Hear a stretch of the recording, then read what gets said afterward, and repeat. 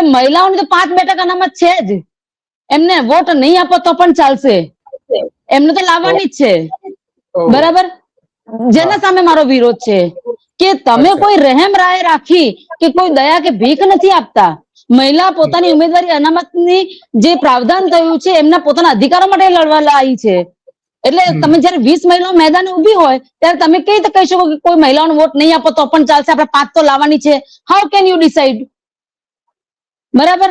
બીજી બાબત કે જો માત્ર 5 જ મહિલા ઉભી હોય અને ત્યારે તમે આવો મેસેજ કરતા હોય તો એ ફેર છે કે ચલો વેલિડ છે, 5 જ મહિલા છે ને હવે આપણે એમના વોટ બગાડવાની જરૂર નથી.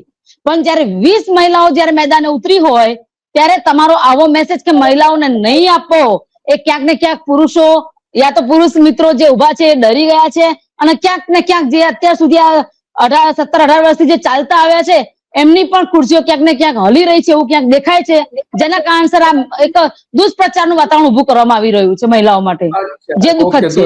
દુષ્પ્રચારનું વાતાવરણ. તો પૂજાબેન, કેટલા એડવોકેટ્સ આખા ગુજરાતમાં કેટલા હશે? અંદાજે કેટલા? 33,000 ની આસપાસ કેટલા છે? મહિલાની વાત કરું છું. મહિલા